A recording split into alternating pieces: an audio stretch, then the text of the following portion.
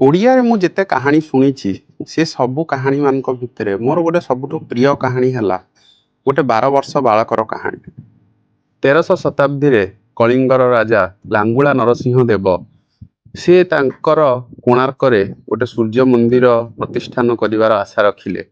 विशु महाराणा एवं तांकर 1200 बढ़ई ए कार्य लगी 12 वर्ष करिबा परे मंदिर तैयारी हला, किंतु से गोटे असुविधा रहिला। मंदिर मुंडी तार ऊपर पार्टा केही कंप्लीट करि पारले नाही।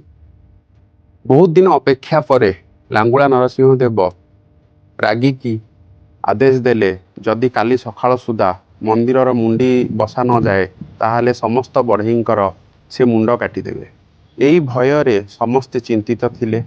सेही दिन संध्यारे विशु महाराणा पुओ धर्मपद तांकु देखा करियाकु आस्तिला, कारण से 12 वर्ष हेलाणी ता बापा सहित देखा ही नथिला। से जेतेबेले पहुंचिला एवं ए असुविधा विषय रे सुनिला, से चेष्टा कला मंदिर उपरे चढ़ी कि मंदिर मुंडी बसैया एवं से सफल होइथिला।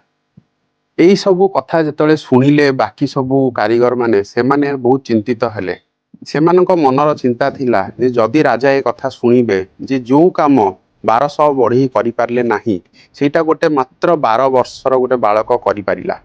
एही चिंतारे समस्तंको गोटे भय कला जे राजा जदि ए कथा सुनिबे से सतरे समस्तंकर बेक काटिदेबे।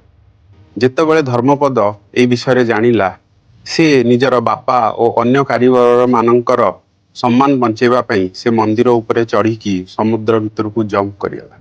ए कहानी केते सत केते मिछ तो जना नाही, किंतु उत्कलमणि गोपबंधु दासकर बहुत उपन्यास रे ए कहानी बहुत प्रचलित एवं किछि लोकल लोकंकर विश्वास अछि जे जेहेतु धर्मपद सेठी मरिथिले तेणु आज भी सेही मंदिर रे सूर्यंकर पूजा हेउ नाही।